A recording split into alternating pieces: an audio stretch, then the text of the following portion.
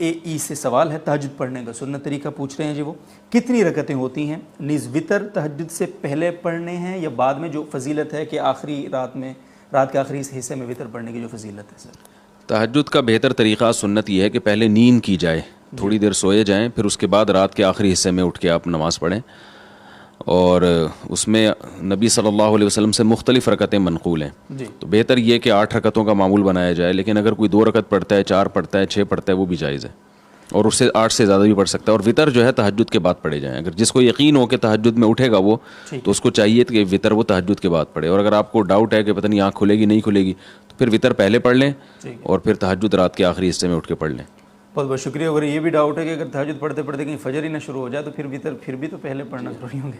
بہت بہت شکریہ. میں ایک واقعہ سناتا ہوں. شاید حضرت ڈاکٹر عبدالحی رحمہ اللہ کیا ہے یا مولانا عاشق الہی رحمہ اللہ کا, وہ بزرگوں میں سے کسی ایک بزرگ کا واقعہ ہے. ان کا تہجد کا معمول تھا, روزانہ پابندی سے تہجد پڑھا کرتے تھے. ایک دن بیمار بھی تھے, تھکاوٹ بھی تھی, تو فرماتے ہیں کہ بیماری اور تھکاوٹ کی وجہ سے تہجد میں جب آنکھ کھلی تو اٹھنے کا دل نہیں چاہا. اب یہ پورا واقعہ ذرا غور سے سنو اور اپنے اوپر فٹ کرو. اچھا, ان کا تہجد کا پروگرام ہوتا تھا تو غالباً مصلی پہلے سے رات کو بچھا کے رکھتے تھے, ورنہ شیطان نا یہ ورغلاتا ہے, ابھی اٹھو گے, ابے پھر جا کے مصلی تلاش کرو گے, ابے پھر یہ چھوڑو یار. تو یہ سارے انتظامات پہلے سے کر کے رکھا کرو. تو وہ انہوں نے کہا کہ سستی ہو رہی ہے, اٹھا نہیں جا رہا, نیند بھی آ رہی ہے, کیا کریں؟ اب شیطان کا مقابلہ شروع. شیطان با مقابلہ انسان, کیا خیال ہے؟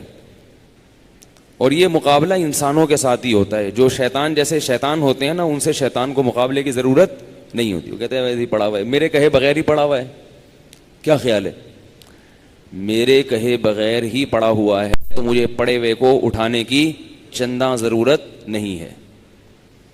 تو اب شیطان نے کیا کیا کہ بھائی سو جا. حدیث میں آتا ہے شیطان تھپکی دیتا ہے, سو جا بھائی, بہت لمبی رات ہے.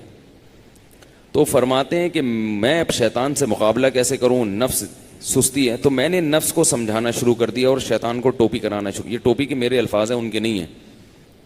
شیطان کو کیا شروع کر دی؟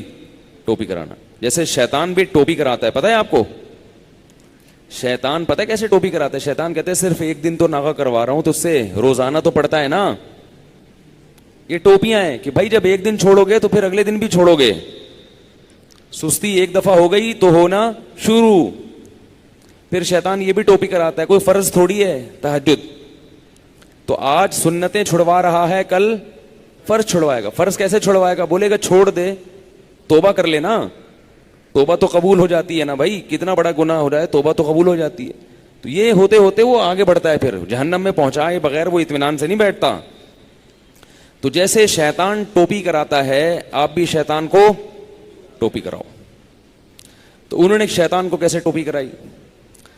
انہوں نے شیطان کو ایسے ٹوپی کرائی کہ شیطان نے کہا سو جا, سو جا بھائی سو جا. انہوں نے کہا بس اٹھ کے بیٹھ رہا ہوں اور کچھ بھی نہیں کر رہا. بھائی لیٹا ہوا آدمی اٹھ کے بیٹھ جائے تو یہ تو کوئی مشکل نہیں ہے نا. بھائی بیٹھوں گا, دوبارہ سو جاؤں گا, پھر تھوڑی دیر بیٹھوں گا بس. کہہ رہے ہیں اٹھ کے بیٹھ گیا. بیٹھنا اتنا مشکل نہیں ہوتا سوتے ہوئے. آپ اس کو بتایا جائے نا 2 منٹ بیٹھو پھر لیٹ جانا, کہتے چلو نیند میں آ کے یوں کر کے اٹھے گا بیٹھے گا. اب جب بیٹھے ہیں تو شیطان کہہ رہا ہے لیٹ جاؤ, تم نے تو کہا تھا میں صرف بیٹھوں گا. ظاہر جب اٹھ کے بیٹھتا ہے لیٹا ہوا آدمی تو سستی میں کچھ تو کمی آتی ہے نا. جو لیٹے ہوئے انسان کی پوزیشن ہوتی ہے سوتے ہوئے میں, وہ بیٹھے ہوئے کی نہیں ہوتی. اس کو کچھ سستی میں کمی آتی ہے.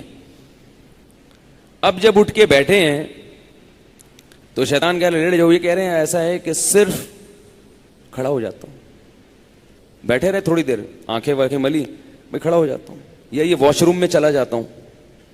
تو شیطان کو اپنے نفس کو یوں بہکایا, ٹوپی کرائی کہ میں صرف واش روم میں جاؤں گا اور وہی استنجا وغیرہ قضائے حاجت یا پیشاب وغیرہ جو بھی ہے کر کے واپس آ کے لیٹ جاؤں گا.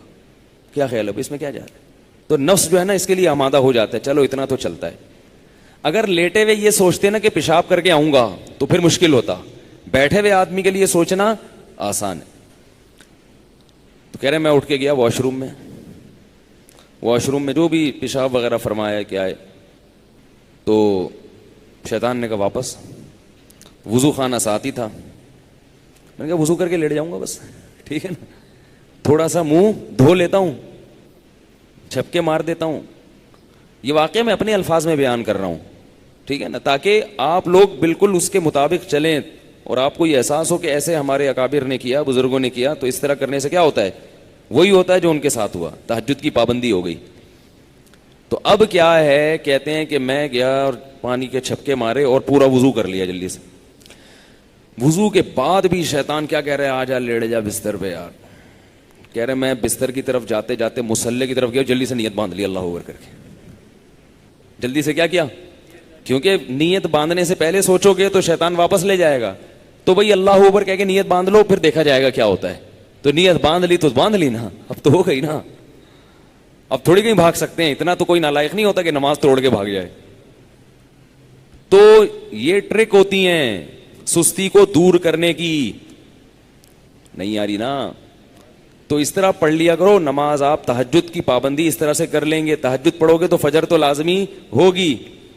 तहज्जुद को फोकस करो तो फजर नहीं जाएगी कहीं इंशाअल्लाह। अगर तहज्जुद रह भी गई तो फजर तो हो जाएगी ना।